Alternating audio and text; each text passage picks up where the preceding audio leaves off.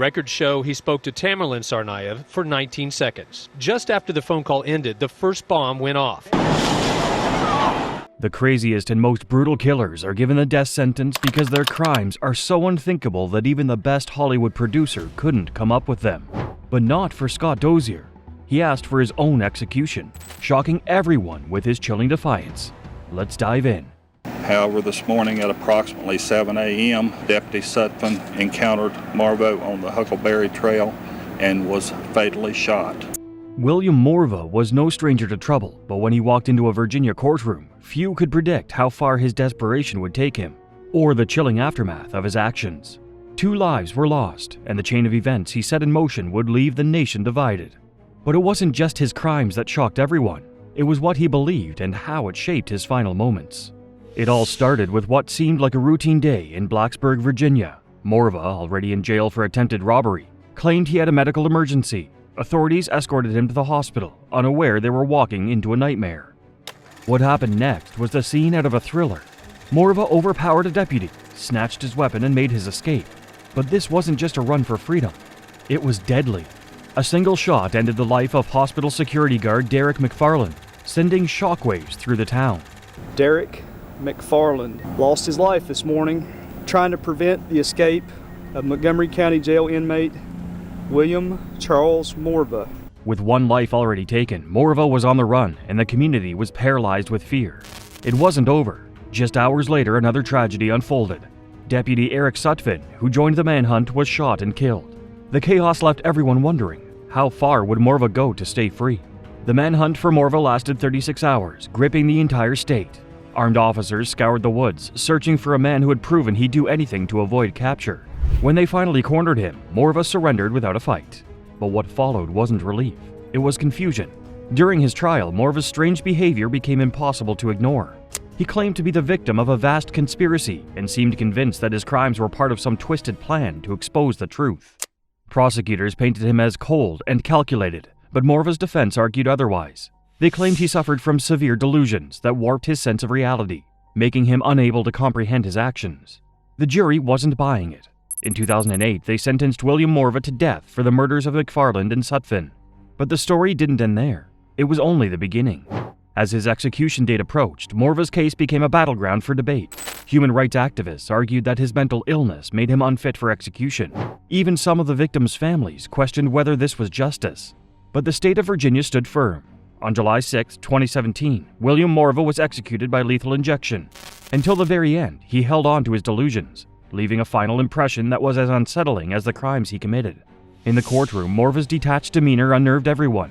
He sat still, seemingly unaffected as testimonies detailed the pain he caused. For some, his execution was a long-awaited form of justice. For others, it was a grim reminder of the complexities surrounding mental illness in the justice system. Derek McFarland's mother voiced her opposition to the death penalty, saying it brought her no peace. Meanwhile, the family of Deputy Sutphin expressed relief, calling the execution a necessary step towards closure. The outburst from the wife of one of his victims who shouted that Morva showed no mercy when killing her husband. The case left a scar on Virginia and reignited debates about mental health and the death penalty. Breaking news! Evil Lives Here now has merch. Support the channel and grab your gear today. Check the link in the description. William Morva's crimes left a trail of heartbreak and sparked heated debates about justice and mental illness. But the next case of Dzhokhar Tsarnaev takes us to a different kind of terror. 72 hours before the bombs detonated, almost to the minute, suspects Tamerlan and Dzhokhar Tsarnaev worked out together at a gym in Boston. The footage shows Dzhokhar wearing a white baseball cap, walking with his older brother Tamerlan, the alleged mastermind behind the tragedy that killed 3 and left hundreds injured. On April 15, 2013, a bright spring afternoon in Boston turned into a living nightmare. Thousands of spectators gathered at the finish line of the Boston Marathon, cheering on runners from around the world. But hidden among the crowd were 2 brothers with a plan to turn joy into chaos and carnage. Dzhokhar Tsarnaev, just 19 years old at the time, and his older brother Tamerlan carried out one of the most devastating attacks in U.S. history. What followed was a city brought to its knees, a desperate manhunt, and a trial that exposed chilling details about the youngest of the two attackers.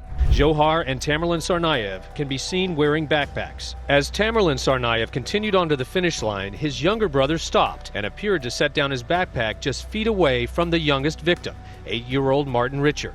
The attack was carefully planned. Using instructions found online, the brothers built 2 pressure cooker bombs filled with nails, BBs, and other shrapnel designed to tear through flesh and cause maximum devastation. They planted the bombs in backpacks, carrying them to the crowded finish line. Records show he spoke to Tamerlan Tsarnaev for 19 seconds. Just after the phone call ended, the first bomb went off. At 2:49 p.m., the first bomb exploded. The blast sent a shockwave of panic through the crowd. Just 13 seconds later, a second explosion erupted, throwing spectators and runners into complete disarray. The damage was horrifying. 3 people were killed, including 8-year-old Martin Richard, who had been standing with his family. 2 young women, Crystal Campbell and Lingzi Liu, also lost their lives. Over 260 others were injured, many of them losing limbs or facing lifelong physical and emotional scars. The brothers melted into the chaos, blending in as if they were ordinary bystanders. For days, the city of Boston was on edge, desperate for answers. When surveillance footage revealed images of the suspects, a citywide manhunt began. On April 18th, the brothers struck again. They ambushed MIT police officer Sean Collier, shooting him in an attempt to steal his service weapon. The plan failed, but the officer lost his life, a senseless act that further enraged the city. Hours later, the brothers were cornered in Watertown, a suburb of Boston. What followed was a violent firefight. The brothers threw homemade explosives at officers and exchanged gunfire in the streets. Tamerlan was ultimately subdued from multiple gunshot wounds and taken down by a brave police officer. Dzhokhar fled, injured and desperate. His hiding place? A dry-docked boat in a nearby backyard. There, he scrawled a chilling message on the walls, justifying the attack as retaliation for U.S. actions in the Middle East. After a tense standoff, law enforcement captured him, ending a dramatic 4-day manhunt. Dzhokhar's trial began in 2015 and was one of the most highly publicized in recent memory. Prosecutors argued that he wasn't just following his brother's lead, but was a willing and active participant. Evidence showed that he helped build the bombs, planted one himself, and showed no remorse. The defense painted a different picture, a young man manipulated by an overbearing older brother. But the evidence was overwhelming. Surveillance footage showed Dzhokhar calmly walking away from the bomb site, even stopping to buy snacks at a convenience store as victims lay dying. The prosecution presented heartbreaking testimony, including images of the victims and footage of the explosions. Many in the gallery wept openly. After 14 hours of deliberation, the jury convicted Dzhokhar on all 30 charges, including using weapons of mass destruction. The sentence: death. The Boston Marathon bomber was sentenced to death today. 21-year-old Johar Tsarnaev was convicted by a federal jury last month of the April 2013 bombings. Dzhokhar's reaction to the death sentence was chilling. As the verdict was read, he sat expressionless, his demeanor cold and detached. Survivors and families of the victims were stunned by his lack of remorse. Some hoped the sentence would bring closure, while others felt conflicted, knowing that nothing could undo the pain he caused. When those bombs went off, and I remember the vile, disgusting thing that this person did, and his brother, and they destroyed countless innocent lives. For Boston, the scars from the attack run deep. The bombing wasn't just a physical attack, it was an assault on the spirit of a city. Yet, Boston responded with resilience, adopting the rallying cry, "Boston Strong," as a symbol of unity and strength. Dzhokhar Tsarnaev remains on death row, his case continuing to provoke debates about justice, punishment, and the true cost of terrorism. Next, we dive into Scott Dozier's case, where his final wishes defied all expectations. You're going to be dead in 2 days. Yeah, I am. Have you processed that? I mean, as much as a person can, right? I mean, that's a heavy-duty thing, isn't it? Scott Dozier's name became infamous, not just for the gruesome murders he committed, but for his unrelenting demand to be executed. Where most death row inmates fight tooth and nail to delay their sentence, Dozier made it clear he had no intention of waiting.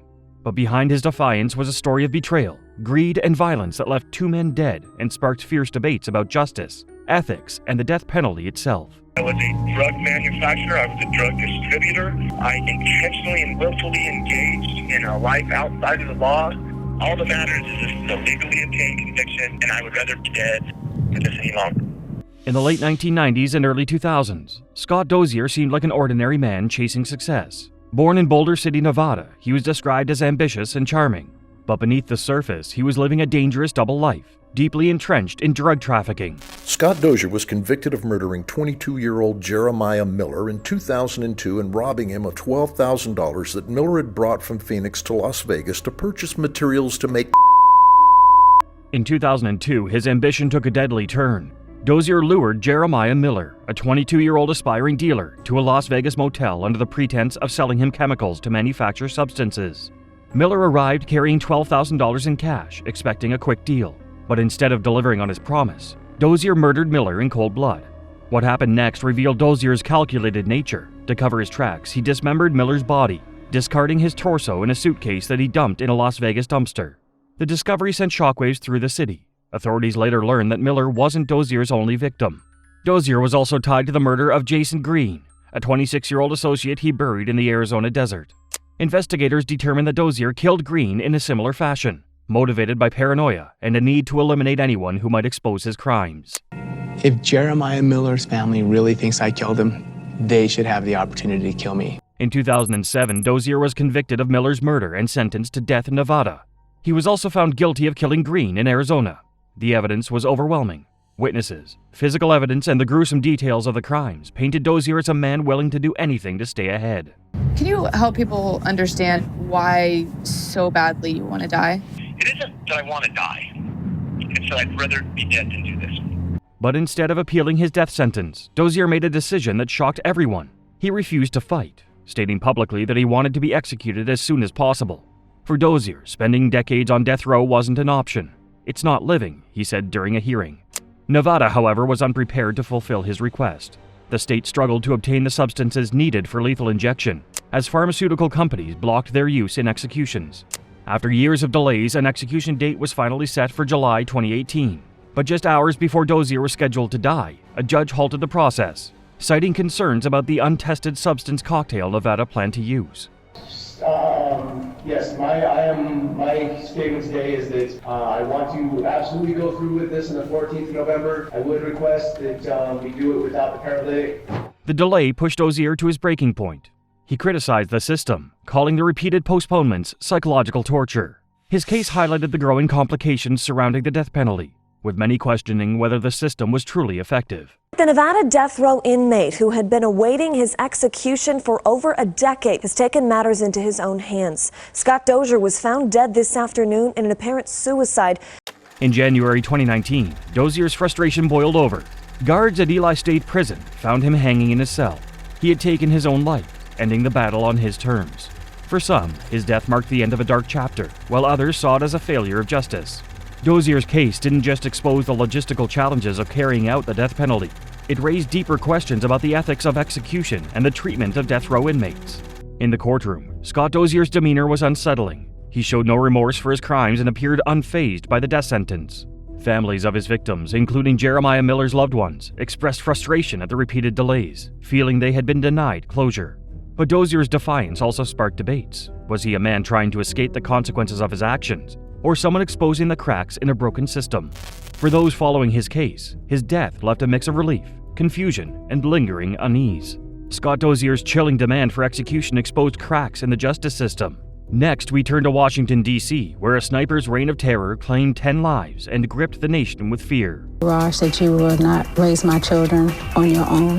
They have become my enemy, and as my enemy, I will kill you. I knew he was going to kill me, and I knew it was going to be a headshot. In October 2002, Washington, D.C. became a city held hostage by fear. Over the course of 3 terrifying weeks, 10 people were shot and killed in seemingly random attacks. The streets became battlefields, and no one knew who the next victim would be. Behind these calculated killings was John Allen Muhammad, a man whose sniper attacks turned the everyday act of pumping gas or walking to the store into a deadly gamble. But the most chilling part of this story wasn't just the method, it was the twisted motive behind his spree. William strove to be a dedicated family man. The degree his life would disintegrate would shock everyone who knew him. John was so charming. John Allen Muhammad, a Gulf War veteran with a sharp mind and a troubled past, joined forces with 17-year-old Lee Boyd Malvo to execute one of the most terrifying killing sprees in U.S. history. The pair converted a 1990 blue Chevrolet Caprice into a mobile sniper nest, cutting a hole in the trunk to fire shots undetected. The attacks began on October 2, 2002 with the murder of a man in a grocery store parking lot. The next day, 5 more people were killed within hours. Victims were all ages and backgrounds: a landscaper mowing a lawn, a woman reading on a bench, and a man pumping gas. The randomness of the attacks created mass panic. Schools canceled outdoor activities, people zigzagged as they walked to avoid being an easy target, and gas station owners installed tarps to shield customers from potential snipers. But Mohammed and Morva weren't just killing at random. Investigators later discovered that Mohammed's true motive was personal. He wanted to kill his ex-wife, Mildred Mohammed, and regain custody of their children. The random murders were meant to distract authorities while he carried out his ultimate plan. What, ma'am? Oh my God, Ma'am, listen to me. What is wrong? A man has been killed in front of me. How is he being killed in front of you? For weeks, law enforcement agencies from across the country worked tirelessly to catch the killers.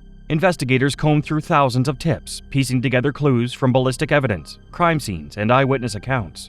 A breakthrough came when Morva left a fingerprint at a crime scene. This, coupled with the evidence linking the pair to a previous murder in Alabama, helped police identify their vehicle. The blue Chevrolet Caprice was found parked at a rest stop in Maryland on October 24, 2002. Inside the car, police discovered the sniper rifle, maps of the attack locations, and Mohammed's detailed plans. Both men were arrested without incident, bringing an end to the reign of terror that had left the nation shaken. John Allen Muhammad faced trial in Virginia, where prosecutors sought the death penalty. The case was ironclad, with ballistic evidence linking the bullets to the sniper rifle found in the car. Survivors and victims' families filled the courtroom, reliving the horror of those 3 weeks. Mohammed's cold demeanor throughout the trial stood in stark contrast to the emotional testimonies. He showed no remorse, maintaining his innocence despite overwhelming evidence. The jury found him guilty of multiple murders and sentenced him to death. The execution of John Allen Muhammad. On November 10, 2009, Muhammad was executed by lethal injection. For some, it was the justice they had been waiting for, while for others, the scars of his crimes would never fully heal. The courtroom during John Allen Muhammad's trial was filled with heartbreak, anger, and disbelief. Families of the victims shared stories of lives stolen in the most senseless ways. A father who was the family's rock, a mother who dedicated herself to the community, and a teenager with dreams of changing the world. The randomness of the killings only deepened the pain. Their loved ones were chosen by pure chance, targeted while doing something as ordinary as pumping gas or walking home. It was hard at first, just sitting there, being in the same room with these 2 people that I know took my son's life. As prosecutors laid out the chilling details of the sniper attacks, the courtroom often glanced at Muhammad. He remained eerily calm, showing no reaction to the evidence or the emotional testimonies. His lack of remorse was unsettling, as though the lives he destroyed were meaningless. About the people who died? I do. LaRufa says fate gave him a chance to survive. Most of them had 0 chance. You know, they were alive 1 minute and dead the next second. Survivors who narrowly escaped with their lives took the stand, describing the fear that gripped them and the guilt of surviving while others didn't. For them, sitting just feet away from the man who had turned their lives upside down was like reliving the nightmare. When the jury delivered the death sentence, the reactions were mixed. Some families found relief, believing it was the only justice fitting for such a calculated and cruel killer. Others, however, felt the punishment offered little solace, knowing nothing could erase the scars or bring back the loved ones they lost. Beyond the courtroom, Muhammad's crimes left deep scars on the entire D.C. area. For 3 weeks, people lived in constant fear, zigzagging through parking lots, crouching behind cars, and avoiding open spaces altogether. Even after Muhammad's execution in 2009, the memories of his killing spree lingered as a dark chapter in American history. John Allen Muhammad's calculated terror paralyzed a city with fear, but the next case reveals 2 killers who turned everyday tools into weapons of unimaginable cruelty. It was the worst murder case that I ever handled because of the brutality against the 5 teenage victims. When Lawrence Bittaker's name first made headlines, it wasn't his chilling crimes that grabbed attention. It was the methodical, almost cold-blooded way he approached them. Alongside his partner, Roy Norris, Bittaker became known as one half of the Toolbox Killers, a nickname that would forever haunt anyone who heard it. What they did to their victims was so brutal, even seasoned investigators were left shaken. But it wasn't just the crimes that horrified the world. It was how Bittaker himself reacted to his sentencing. It started in 1979, when Bittaker and Norris began their campaign of terror in Southern California. They weren't random attackers. They stalked their victims carefully, choosing young women between the ages of 13 and 18. The duo used a van they nicknamed the Murder Mac, a seemingly ordinary vehicle, but inside it was equipped with tools meant for unspeakable acts. The sadistic pair, who used items such as pliers, a sledgehammer, and an ice pick to murder their victims, would become known as the Toolbox Killers. Over 5 months, Bittaker and Norris abducted at least 5 women. Their method was chillingly calculated. They would lure the victims into the van by offering rides or pretending to need help. Once inside, the victims were bound, gagged, and taken to isolated areas in the San Gabriel Mountains. This wasn't just about murder. Bittaker had a toolbox filled with pliers, screwdrivers, hammers, and other instruments, which he used to inflict torture on the victims. The pair even recorded some of their attacks, creating audio tapes that were later described as the most disturbing evidence ever presented in a courtroom. When his tape recording of one murder was played in court, people rushed outside and vomited. One victim, 16-year-old Shirley Ledford, was tortured so brutally that seasoned detectives said they would never forget the sound of the tapes. It was Bittaker's idea to record the crimes, turning the horrific events into something he could relive.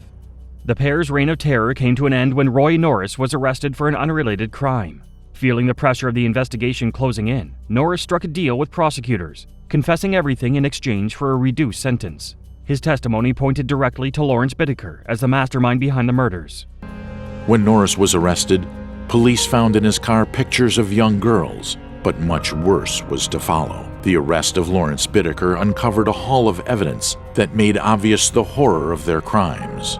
When police searched Bittaker's home, they found shocking evidence, photographs of the victims, personal items belonging to them, and even the van itself, still equipped with its grim contents. In the courtroom, the full extent of Bittaker's crimes was laid bare. The tapes of Shirley Ledford's torture were played for the jury, and the reactions were immediate. Some jurors reportedly broke down in tears, while others had to look away. Bittaker, however, sat stone-faced as if the evidence meant nothing to him. His demeanor throughout the trial was chilling. He didn't flinch, he didn't show remorse, and even seemed to enjoy the attention his crimes were getting. For the families of the victims, it was like staring into the face of evil. In 1981, Bittaker was sentenced to death, with the judge calling him a man who had walked among us but was not one of us. Norris, having cooperated with the prosecution, received a life sentence.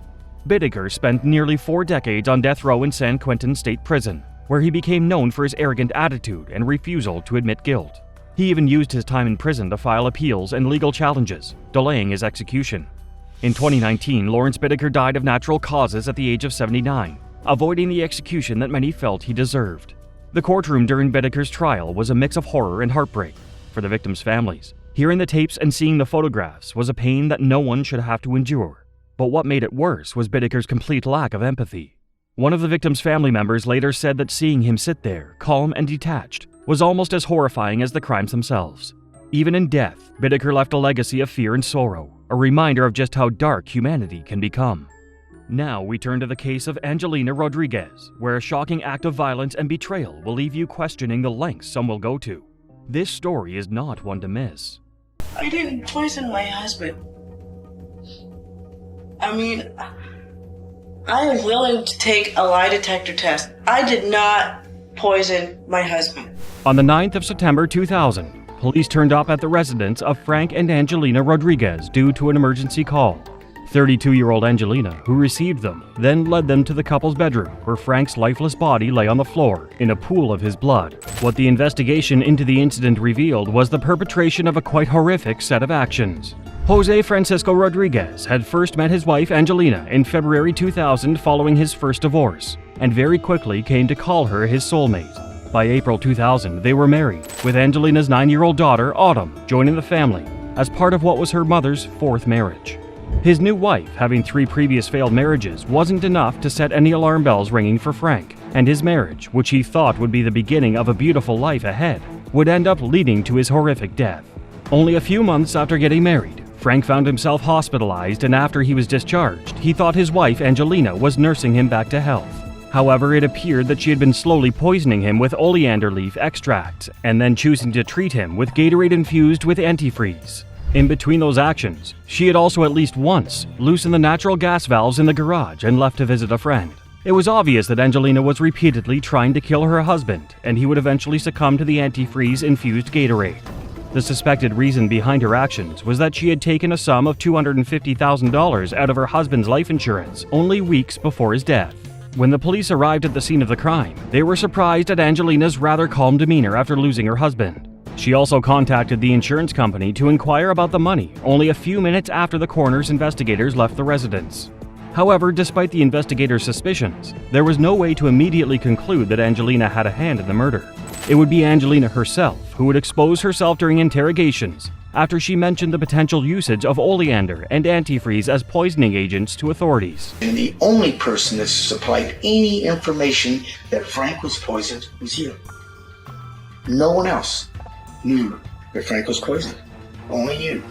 Despite trying to blame one of Frank's co-workers, there was no doubt in the investigators' minds that Angelina was the main suspect. And in February 2001, she was arrested while hatching another plan to trap their landlord in a legal case for asbestos poisoning. Angelina was convicted of Frank's murder in October 2003, and during her trial she was also implicated with the murder of her 13-month-old daughter back in 1993, with allegations that she also committed the murder for financial gains. She would, however, deny these allegations. I broke and made a few terrible, stupid mistakes, which I regret very much.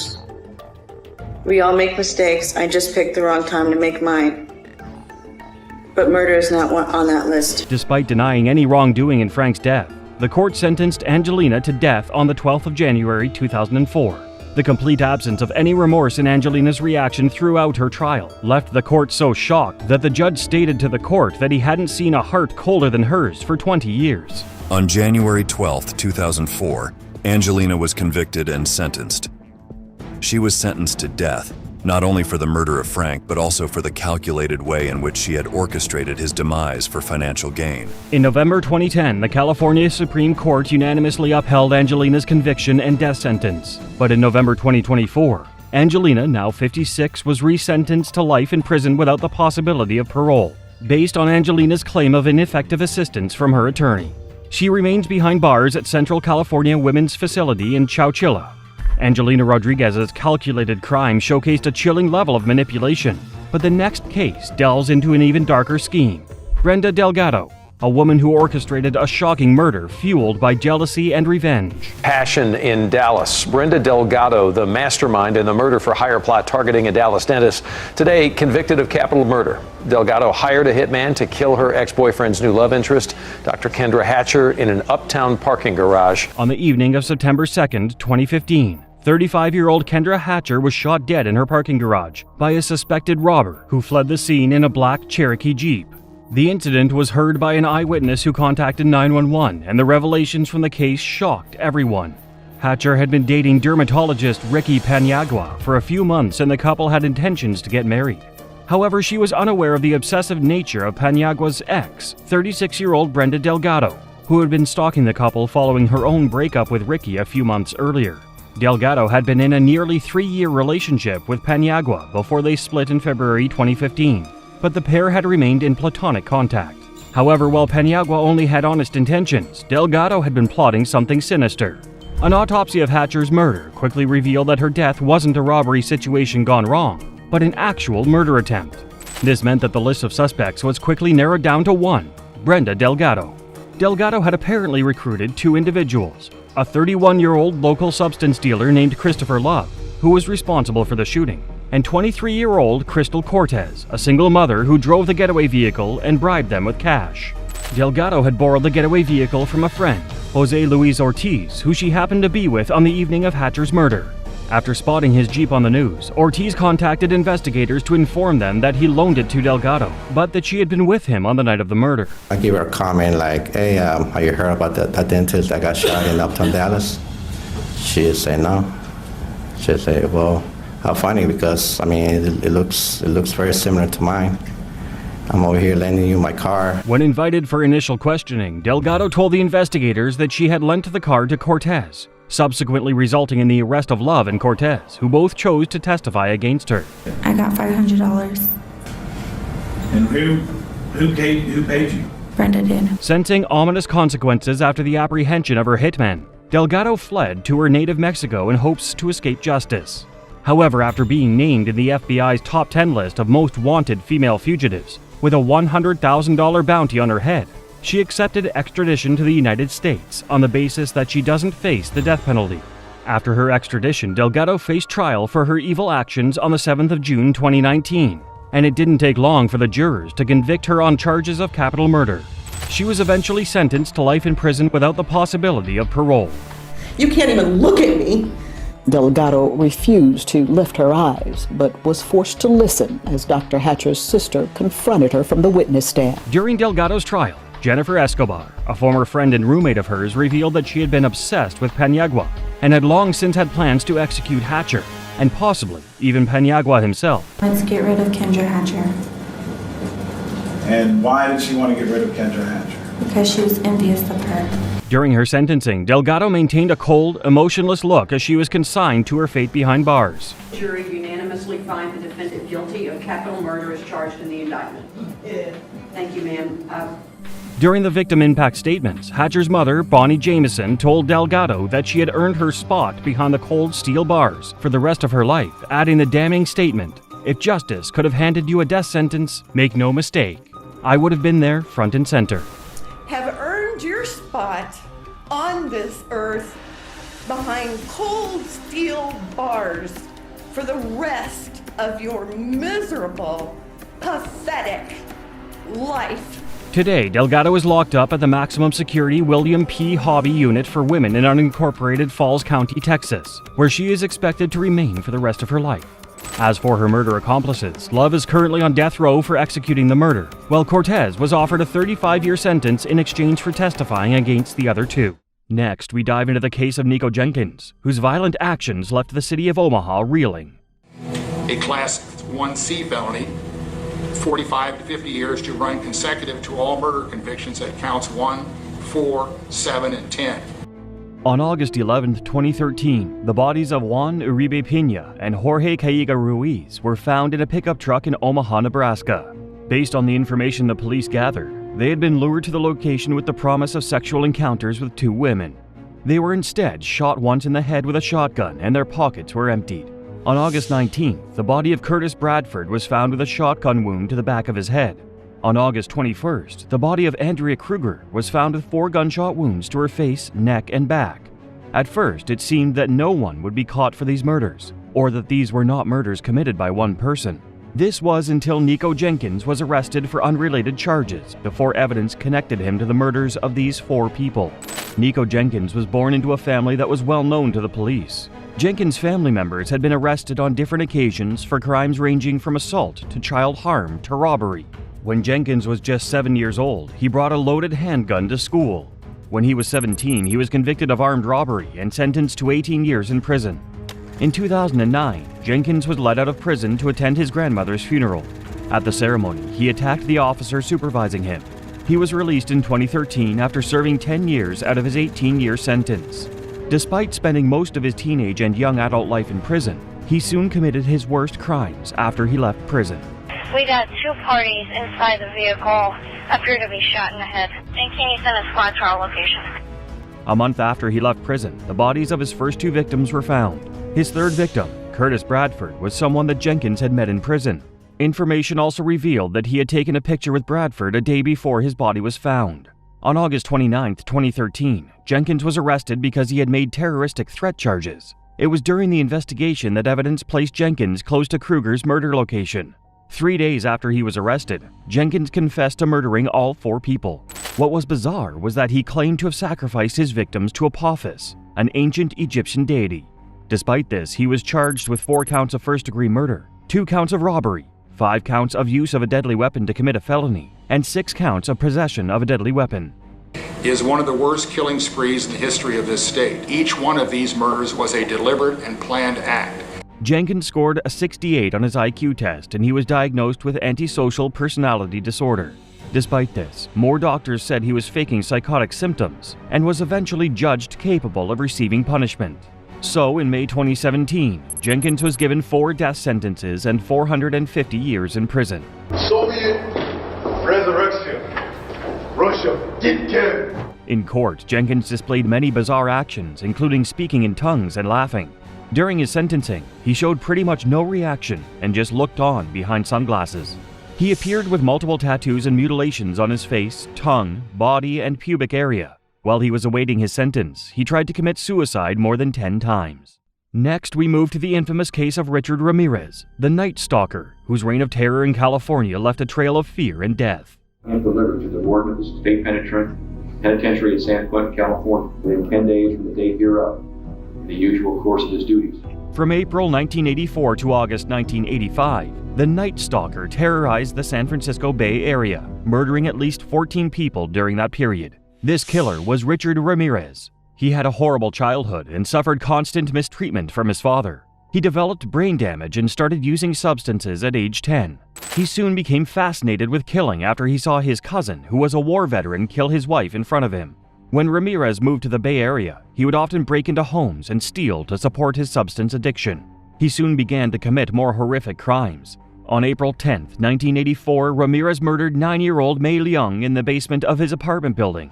He beat, strangled, and the little girl before stabbing her to death.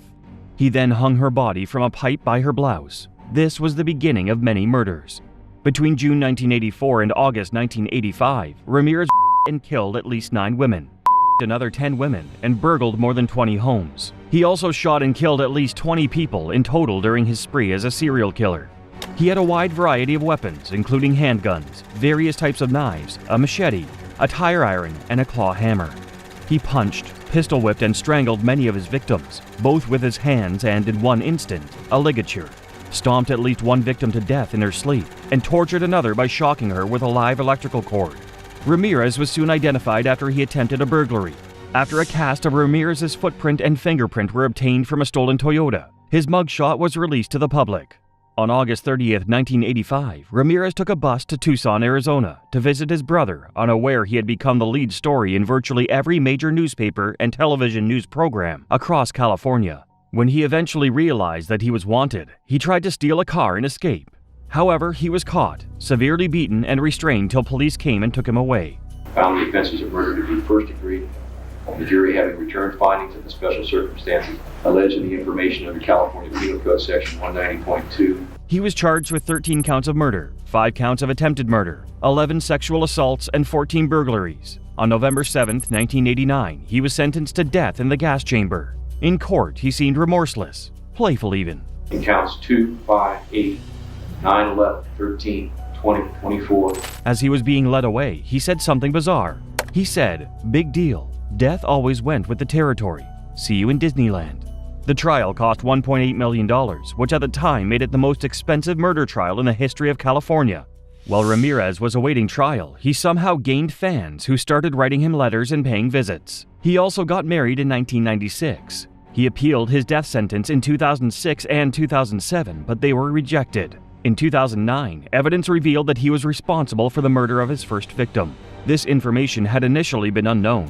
Ramirez would not be executed because he died on June 7, 2013, after suffering from B-cell lymphoma. His body was cremated. A recipe: poverty, drugs, child abuse. These things, contribute to a person's frustration.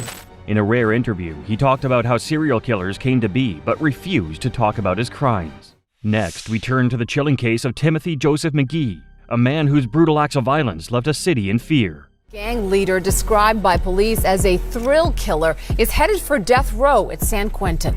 Timothy Joseph McGhee, born on April 27, 1973, is a notorious gang member from Los Angeles, California, known for his chilling reign of violence. As a member of the Toonerville Reefa 13 gang, McGhee was responsible for at least 12 murders between 1997 and 2001, and convicted for 3 of them. His crimes, described as ruthless and calculated, earned him a place among California's wildest killers in history. McGhee's criminal history began in the 1990s when he targeted rivals, law enforcement, and even innocent bystanders to maintain his gang's dominance in the substance trade. In the early morning of November 9, 2001, Timothy McGhee and Eduardo Limpy Rodriguez drove through Atwater Village, looking for revenge after a friend's death. They saw Dwayne Natividad's SUV and attacked without warning, firing many shots. Natividad survived, but his girlfriend, Marjorie Mendoza, was killed. In July 2000, McGhee was said to have planned a dangerous ambush on LAPD officers during a car chase, using police radios and working with his gang. Between 1994 and 2000, McGhee alternated between incarceration and parole. During his parole periods, he killed 3 people, shot 2 LAPD officers, and attempted several other murders. After his arrest in 2003 for multiple homicides, McGhee faced charges that outlined the terror he brought to Atwater Village. McGhee's trial began on September 27, 2007. In court, prosecutors painted McGhee as a thrill killer who acted with cold-blooded precision. Evidence included incriminating hip-hop lyrics where he compared himself to infamous figures like Freddy Krueger and Jesse James. Despite the fear McGhee inspired, witnesses, including former gang members and accomplices, testified against him, though many changed their stories under pressure. The jury deliberated for a week and found McGhee guilty of 3 murders and 4 attempted murders, though he was acquitted in 2 attempted murder cases due to unreliable witness testimonies. He continued, McGhee is a committed killer and an obvious danger to society. McGhee showed no emotion. McGhee now resides on death row in San Quentin State Prison. In October 2007, McGhee was eligible for the death penalty due to multiple murder convictions and his role in advancing gang activities. After deliberations, a jury deadlocked on his sentence, leading to a retrial. By August 2008, a second jury unanimously sentenced McGhee to death. In addition to the death sentence, McGhee received multiple life sentences for attempted murders and his involvement in a violent 2005 prison riot. However, California's 2019 moratorium on executions means McGhee currently serves life without parole. His cold demeanor, lack of remorse, smiling and laughing face during trial highlighted the depths of his ruthlessness. The trial's outcome brought some measure of justice, though the scars of his actions remain. Next, we turn to the unsettling case of Michael Brady, whose brutal actions left a lasting impact. An attempted escape that has led to a very serious incident there at the Pasquotank Correctional Institute in Elizabeth City. Fire set in the prison sewing plant and several employees injured. Michael Brady was already behind bars, but on October 12, 2017, his actions would turn a North Carolina prison into the scene of an unthinkable bloodbath. In what was meant to be a secure environment, the Pasquotank Correctional Institution became the setting for a deadly escape attempt that left 4 prison workers brutally murdered. Brady, along with 3 other inmates, meticulously planned their escape, turning everyday prison tools into weapons of destruction. Their target was the sewing plant, a part of the facility where they had access to scissors and hammers. Under the guise of working, the inmates ambushed unsuspecting staff, overpowering and attacking them with cold precision. Among the victims were Veronica Darden, a corrections officer and training specialist, and Justin Smith, a guard dedicated to keeping order. 2 civilian employees, Wendy Shannon and Jeffrey Howe, were also viciously attacked, their lives brutally ended by inmates they trusted to follow the rules. It shows some of the inmates starting fires and attacking corrections officers. Today, prosecutors will have crime scene investigators on the stand talking about the scene and the items they processed. The attempted breakout was as chaotic as it was violent. Using the tools from the sewing plant, Brady and his co-conspirators assaulted anyone in their path, leaving a trail of devastation. Alarms blared across the facility, but the violence escalated. Their plan involved stealing a truck from inside the prison grounds to smash through the gates. However, the sheer number of staff who intervened managed to prevent their escape. Though the inmates were recaptured within the prison walls, the damage had already been done. Bloodied uniforms and the destruction left in the sewing plant painted a grim picture of their brutality. Witness testimonies revealed that Brady played a leading role, showing no hesitation in his violent actions. They stashed hammers and scissors that would be used to kill 4 prison employees and injure several others. The evidence against Brady was overwhelming. Michael Brady faced the consequences of his actions in a high-profile trial that captivated public attention. Prosecutors described him as a man with no regard for human life, driven by his own selfish desires. Despite his defense team's attempts to argue for a life sentence, citing systemic issues within the prison system, the jury was unmoved. Brady was sentenced to death for his role in the killings, a rare punishment in North Carolina, but one that the victims' families felt was deserved. The sentencing brought some semblance of justice, but it couldn't bring back the lives lost in the attack. When I went to open her airway, my fingers literally went into her. In the courtroom, the victims' families sat together, united in grief. Heart-wrenching impact statements described the lives lost, Veronica's dedication to her job, Justin's dreams of advancing his career, and the light Wendy and Jeffrey brought to those around them.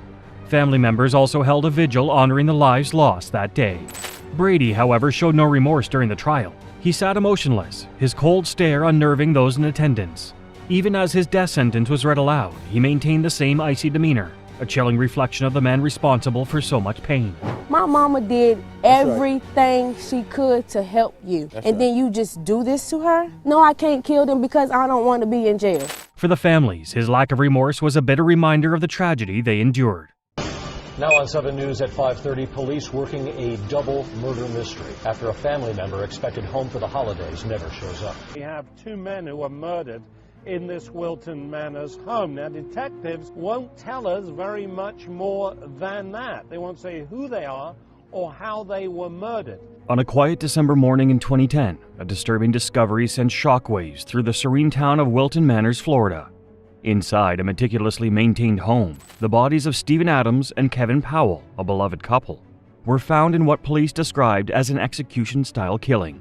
The crime was as brutal as it was senseless, leaving a once vibrant community in fear. Behind this horrific act was Peter Avsenew, a man with a troubled past and a chilling lack of remorse. But the full story of what unfolded and how Avsenew reacted in the courtroom made this case one of the most disturbing the state had ever seen. Peter Avsenew was no stranger to the criminal justice system. His life had been marked by a series of arrests for fraud, theft, and adult services. By the time he crossed paths with Stephen Adams and Kevin Powell, Avsenew had already developed a reputation as a dangerous drifter.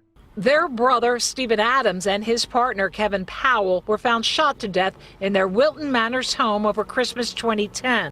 Adams and Powell, known for their kindness and generosity, had offered Avsenew a place to stay after meeting him online. But what began as an act of goodwill ended in betrayal. On December 23, 2010, Avsenew shot both men execution-style in their home, stealing their car, cash, and valuables before fleeing. But we do know that the bodies were discovered here yesterday. Investigators were horrified by the details of the crime scene. Evidence suggested the killings were calculated and cold-blooded, with no signs of a struggle. It was as if Avsenew had meticulously planned every step. Avsenew's escape was short-lived. Days after the murders, he was pulled over in South Florida, driving the victim's car. Inside, police found several of the couple's belongings, along with a journal detailing his thoughts, which prosecutors later used to show his twisted mindset. During his trial, the case against Avsenew was airtight. Ballistics linked the murder weapon to the crime scene, and surveillance footage placed him at the victim's home shortly before their deaths. The most damning evidence, however, came from his own words.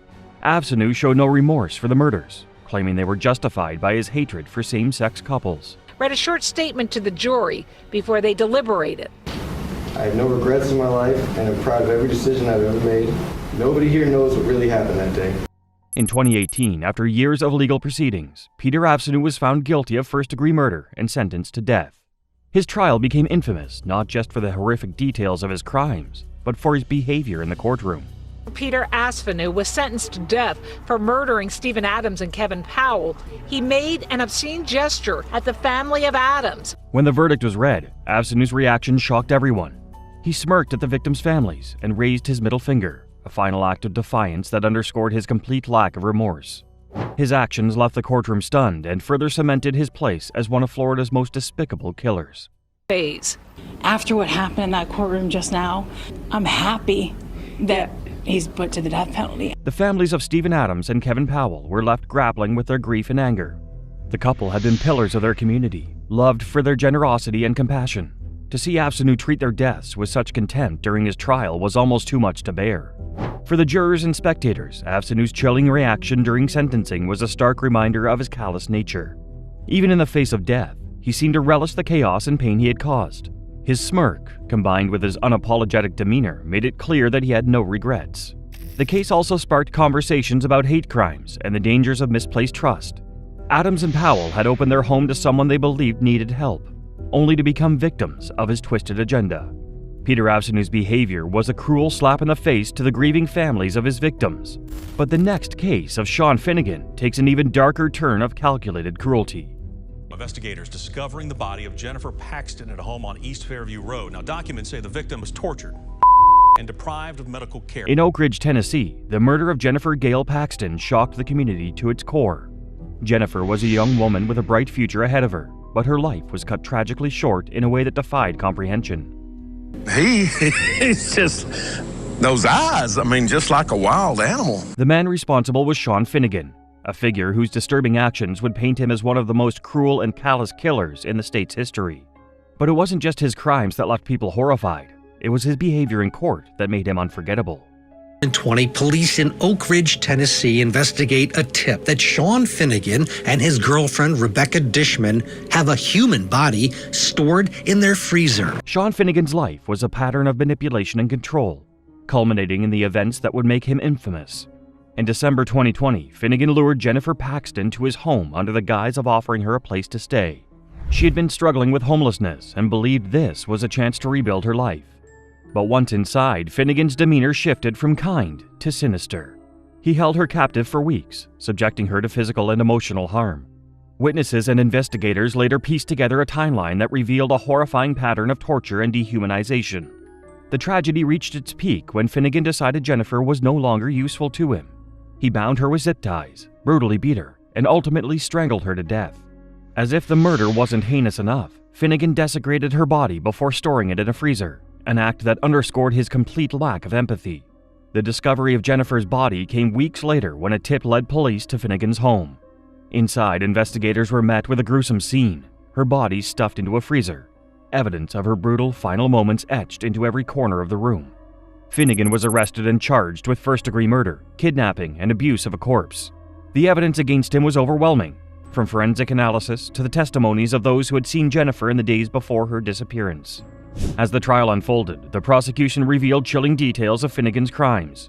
It wasn't just the brutality of the murder. It was the calculated and methodical way he carried it out. His lack of remorse was palpable, creating an atmosphere of unease in the courtroom. You can see Finnigan fidgeting as the Emmy shows the mannequin. Now, several members of the jury looked away while the autopsy photos were being shown. In August 2024, after a harrowing trial, Sean Finnigan was convicted of all charges and sentenced to death. The jury's decision was swift, reflecting the sheer horror of the evidence presented. Upon the verdict, the jury find you, Sean Finnigan, to be guilty of murder in the first degree as charged in the indictment. Upon further verdict of fixing the punishment of death, it is therefore ordered that you shall be put to death by lethal injection. But Finnigan's reaction to the verdict was what truly captured headlines. As the death sentence was read aloud, Finnigan's expression remained eerily blank, a chilling contrast to the emotional testimonies of Jennifer's family. His lack of reaction was described as unnerving, as though the gravity of his crimes and his punishment hadn't registered at all. Jennifer Paxton's family sat through the trial, their grief on full display as they listened to the gruesome details of her final moments. For them, justice was bittersweet. While the death sentence brought some closure, it could never replace the vibrant life that had been taken so senselessly. Jennifer, she just needs justice. The courtroom was heavy with emotion during the sentencing, with jurors visibly shaken by the evidence they had reviewed. For those who knew Jennifer, Finnigan's stoic demeanor only added to the pain, a stark reminder of the inhumanity behind his actions. As news of the case spread, it sparked conversations about the vulnerability of those experiencing homelessness and the dangers they often face.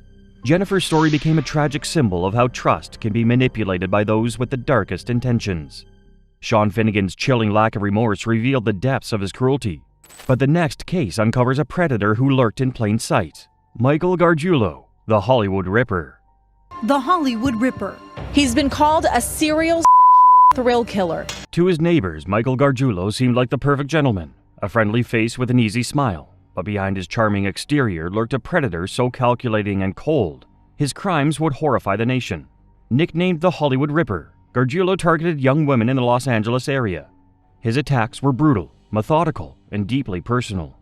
But what made his story even more chilling was how long he evaded justice, hiding in plain sight as he claimed victim after victim.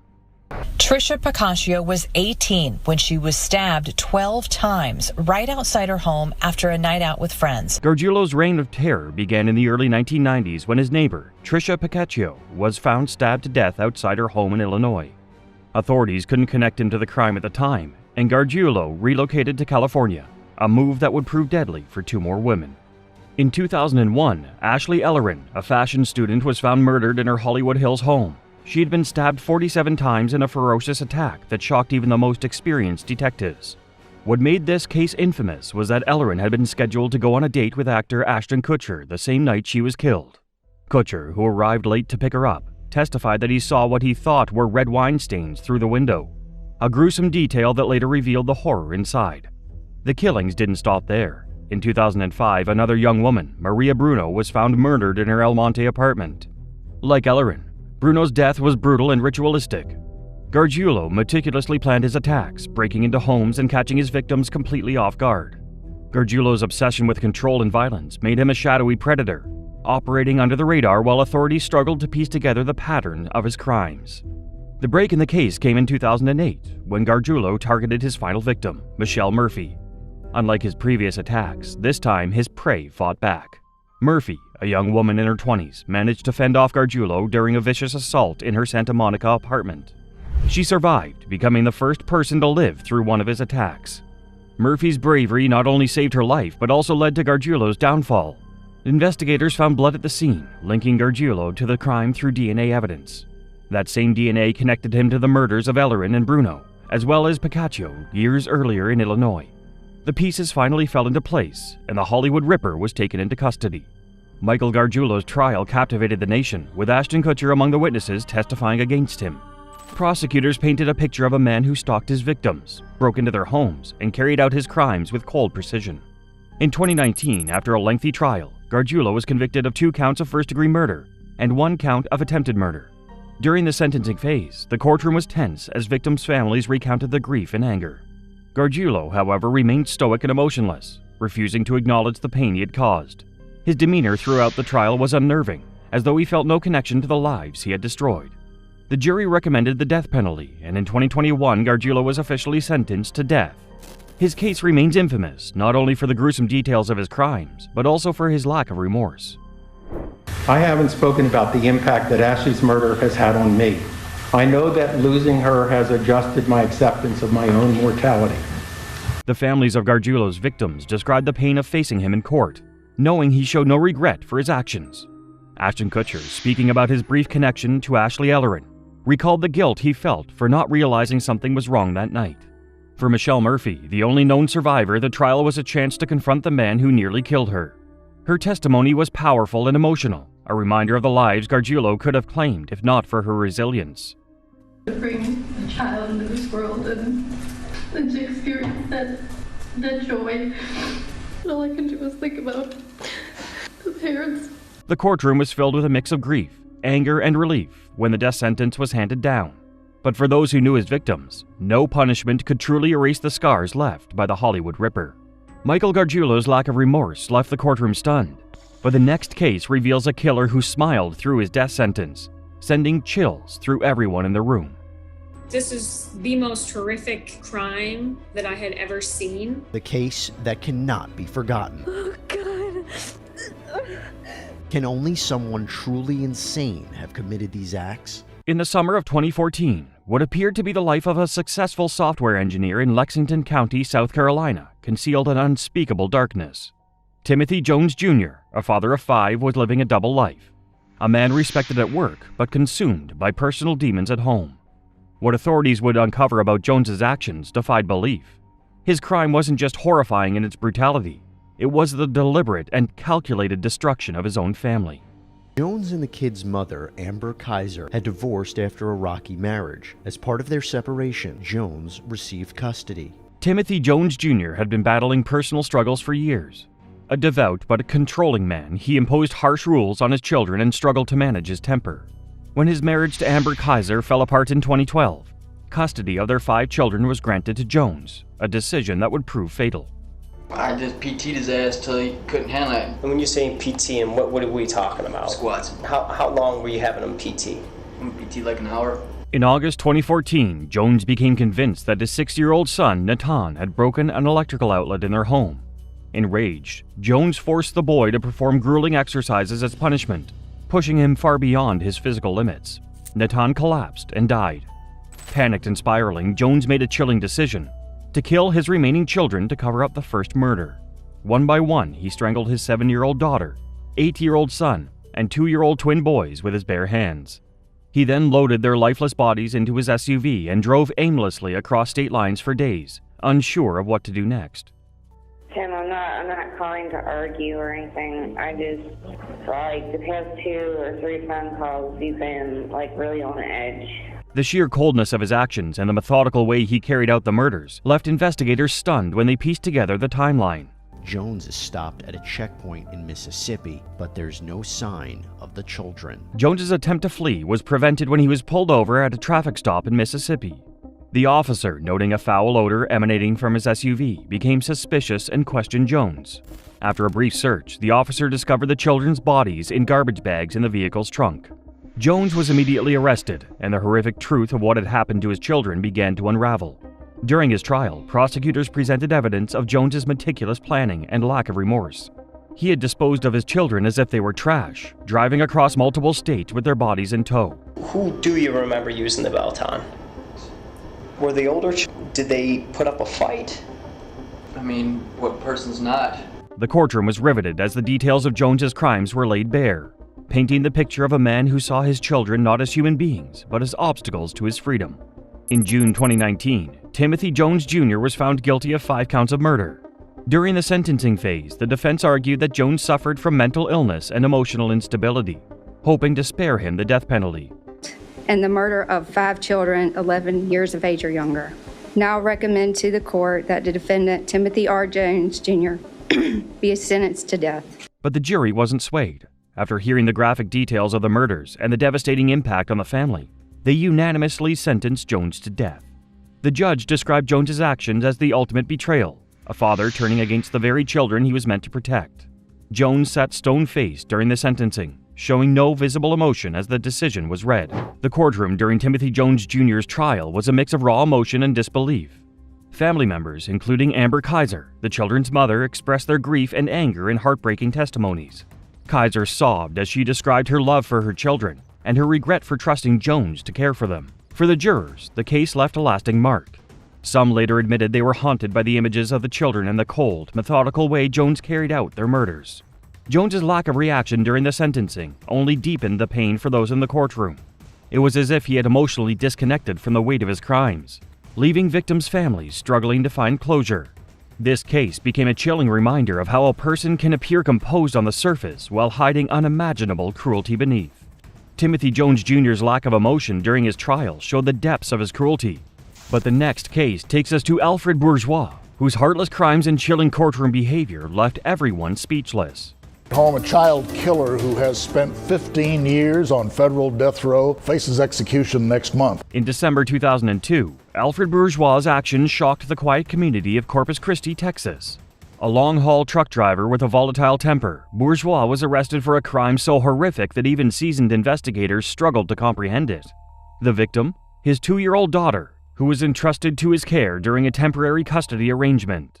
But instead of love and protection, she endured weeks of unimaginable harm at his hands, culminating in her tragic death. Alfred Bourgeois' life on the road often blurred the line between work and family.